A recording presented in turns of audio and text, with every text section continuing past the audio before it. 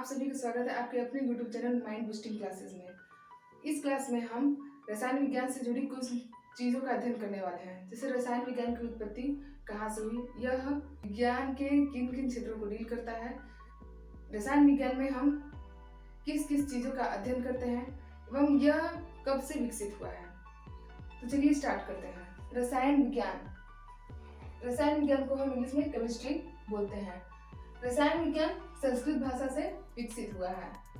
रसायन विज्ञान का अध्ययन दो चीजों के लिए किया जाता था। पहला, पारस जो एक पत्थर होता है उसकी खोज के लिए रसायन विज्ञान को विकसित किया गया।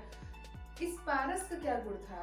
तांबे और लोहे को भी पारस पत्थर जो क्या करता था, सोने में बदल देता था। इतना क्वालिटी वाला पत्थर था।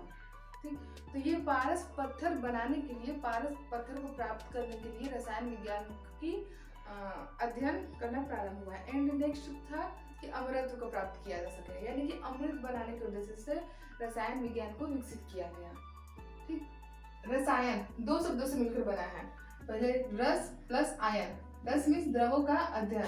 पुरातन भारत में अपने शरीर को स्वस्थ रखने के लिए एवं निर्वाण को प्राप्त करने के लिए कौन से रास्ते अपनाए जाते थे, उनका भी अध्ययन रसायन विज्ञान में किया जाता है, जिसका सार हमें रस रत्न समुच्चय में मिलता है। ठीक, पुरातन भारत में रसायन विज्ञान को रसायन शास्त्र, रस तंत्र, रस क्रिया या रस विद्या कहा जाता था। और नेपाली, मराठी, हिंदी, कन्नड़ इन भाषाओं में रसायन विज्ञान को बुद्ध का विज्ञान भी कहते हैं। ओके, अगर हम इसको इंग्लिश में देखें, केमिस्ट्री एल्केमी से विकसित हुआ है। ये एल्केमी का अर्थ होता है विज्ञान को जब जादू टोने से मिक्स करके पढ़ाया जाता है तो उससे एल्केमी बोलते हैं। ठीक, केमिस्ट्री एल्केमी से विकसित हुई है। इजिप्टियन लोग केमिस्ट्री को प्रिपरेशन ऑफ ब्लैक पाउडर के रूप में बताते हैं। जैसे कि ब्लैक पाउडर यानी कि यहाँ पर अर्थ है कार्बन से, यानी विज्ञान की वह शाखा जिसमें हम कार्बन से जुड़े हुए चीजों का अध्ययन करते हैं, कार्बन से जुड़े हुए पदार्थों का अध्ययन करते हैं, उसे केमिस्ट्री कहते हैं। रसायन विज्ञान किसे कहते हैं? तो रसायन विज्ञान की वह शाखा है जिसमें हम पदार्थों के संरचना, संगठन, गुणधर्म एवं रासायनिक अभिक्रियाओं का अध्ययन करते हैं। रसायन विज्ञान कहलाती है। तो the branch of science which deals with the study of structure, component, property and chemical reactions of matter is called chemistry। जैसा कि आप सभी जानते हैं, अपनी पिछली कक्षाओं में पढ़ चुके हैं कि बहुत सारी रासायनिक अभिक्रियाएं हम अपने आंखों से दैनिक जीवन में भी देखते रहते हैं। जैसे दूध का दही बनना, कच्चे भोजन को पकाकर खाना, ये सारी क्रियाएं जो होती हैं किससे मुमकिन हो पाती हैं? रासायनिक अभिक्रियाओं द्वारा ही मुमकिन हो पाती हैं। अभिक्रियाएं वे होती हैं जिनमें अभिकर्मक यानी कि जो अभिक्रिया में भाग ले रहा है वो एक उत्पाद में बदल जाता है, तो वो उत्पाद पुनः अभिक्रिया में नहीं बदल सकता है। उन अभिक्रियाओं को क्या बोलते हैं? रासायनिक अभिक्रिया बोलते हैं। तो इन सारी चीजों का हम जो अध्ययन करते हैं वो रसायन विज्ञान के अंतर्गत ही करते हैं।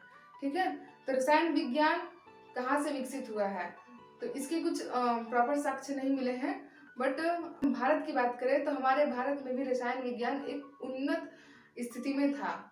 ठीक, हमारे भारत में 4 वेद रचे गए हैं: ऋग्वेद, यजुर्वेद, सामवेद, अथर्ववेद। तो ऋग्वेद सबसे पुराना वेद है जो आचार्य ऋषि मुनियों द्वारा रचे गए हैं।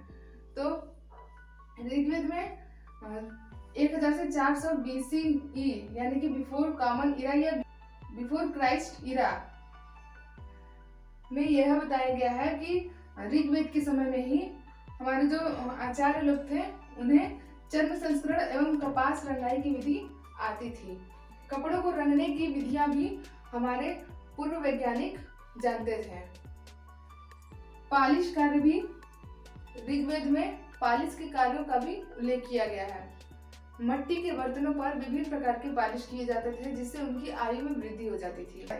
1000 से 200 ईसा पूर्व पहले ही जो हस्तिनापुर एवं तक्षशिला स्थान जो है वहां पर कांच की वस्तुओं के साक्ष्य मिले हैं। ठीक, मतलब कि 1000 से 200 ईसा पूर्व पहले ही कांच की वस्तुएं बनाई गई थी। एंड कांच को रंगने के लिए धातुओं के ऑक्साइड मिलाए जाते थे। इस धातु के ऑक्साइड की भी जानकारी पूर्व भारतीय वैज्ञानिकों को थी। ठीक, जिन ऑक्साइडों की मदद से कांच को रंगने का काम किया जाता था। एंड अगर ताम्र युग के बारे में बात करते हैं तो देखते हैं कि तांबे और लोहे के निष्कर्षण की विधियां भी उपलब्ध थी। तांबा और लोहा प्रकृति में अशुद्ध रूप से व्याप्त होते हैं, इनको निष्कर्षित करके शुद्ध बनाया जाता है। ये सारी विधियां ताम्र युग में भारत में विकसित थी। मोहनजोदड़ो एवं हड़प्पा सभ्यता। मोहनजोदड़ो एवं हड़प्पा सभ्यता जो भारत में डेवलप हुई थी। मोहनजोदड़ो सिंध में पाया जाता है एंड हड़प्पा सभ्यता पंजाब में पाई गई है और ये सभ्यता बहुत ही पुरानी है। इन सभ्यताओं के माध्यम से हमें यह पता चलता है कि भारत में किन किन चीजों का उपयोग पहले किया जा चुका है। जैसे ग्लेज किए हुए मिट्टी के बर्तन, जो मिट्टी के बर्तन थे जिनमें लोग खाना बनाया करते थे या खाया करते थे, परोसा करते थे, उसको ग्लेज किया जाता था, यानी कि पॉलिशिंग की जाती थी उसको, ताकि उसका मिट्टी के बर्तन ग्लेज करने से मजबूत एवं अधिक दिनों तक उनका अस्तित्व बना रहता था। ठीक, एंड जिप्सम सीमेंट का उपयोग किया जाता है। जो हड़प्पा एवं मोहनजोदड़ो सभ्यता से घर के साक्ष्य जो मिले हैं उनमें जिप्सम का भी प्रयोग किया जाता था, यानी कि जिप्सम एवं सीमेंट की जानकारी भी हमारे साइंटिस्टों को थी। फोयंस एक प्रकार का पदार्थ होता है जिससे कांच बनाया जाता था। एंड फोर्जन विधि द्वारा विभिन्न धातु बनाए जाते थे।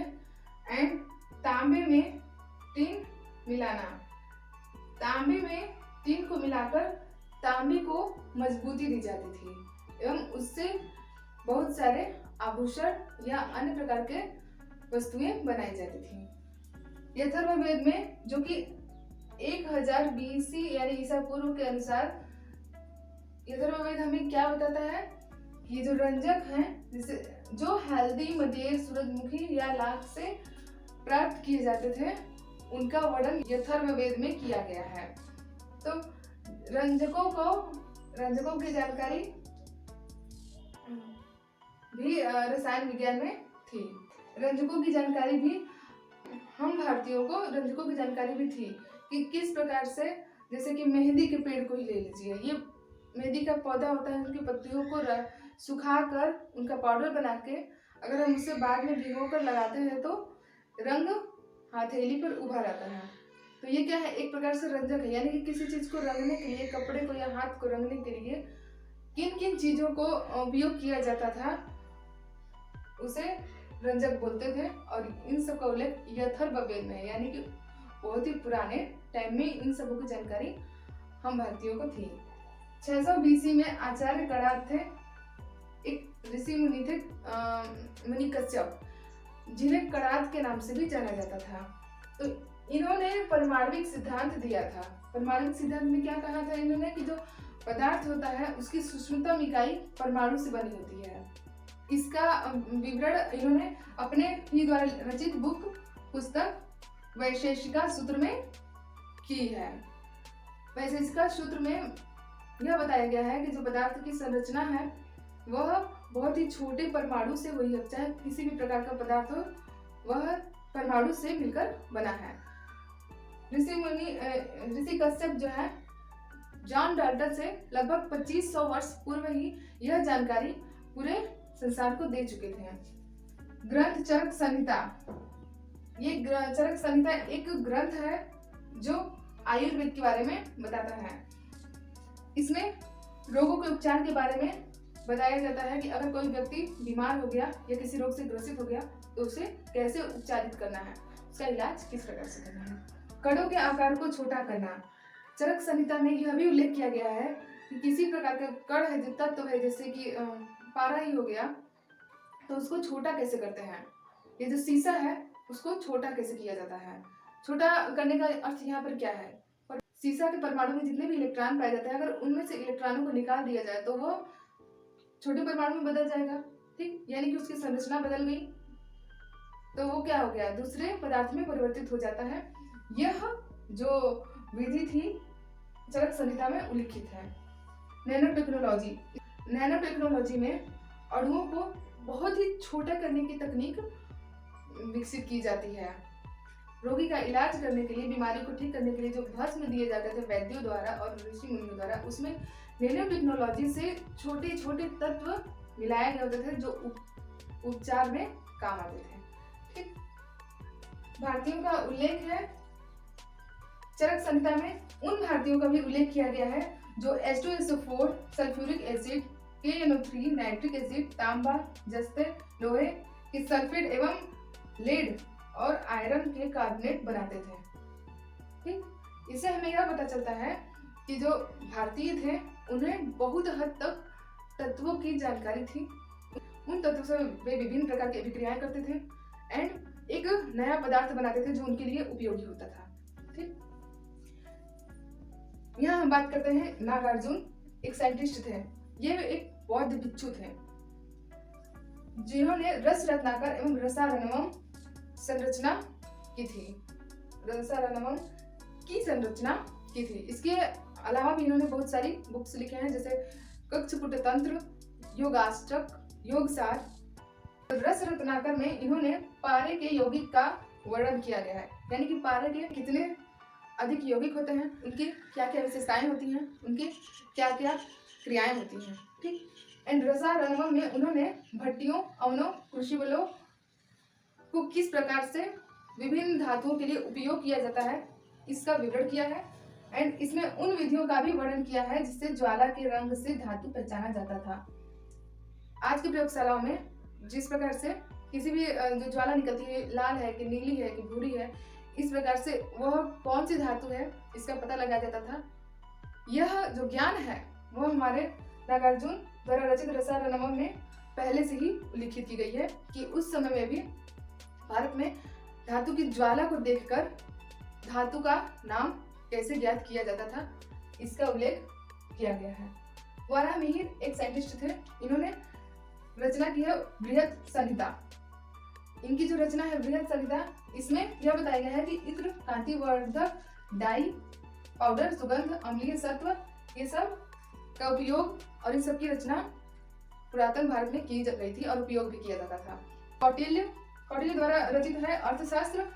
अर्थशास्त्र में हमें बताया गया है कि समुद्र से लवण किस प्रकार से प्राप्त किया जाता है। रसोपनिषद में बारूद की संरचना के बारे में बताया गया है। बारूद किस प्रकार से बनते हैं, पटाखे किस प्रकार से बनते हैं, ये सारी चीजों का उल्लेख रसोपनिषद में किया गया है। यानी कि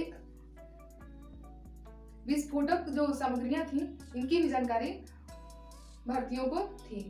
सवाल ये आता है कि ये जो सारी अभिक्रियाएं हैं वो कहाँ पर होती थी, किसी के घर में होती थी या फिर कोई एक लेबोरेटरी उस समय भी विकसित होती थी। तो जी हाँ, हमारे भारत में पुराने समय में भी जो लेबोरेटरीज हैं, प्रयोगशालाएं हैं, विकसित थी।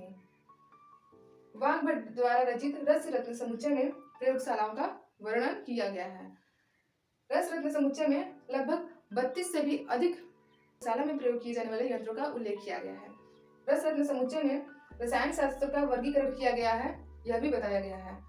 रसायन शास्त्र का वर्गीकरण 10 भागों में किया गया था। सबसे पहले महारस, उपमहारस, सामान्य रस, विष, धातु, रत्न, लवण, अम्ल, क्षार, लौह भस्म, ये सभी चीजों में रसायन विज्ञान को वर्गीकृत किया गया था।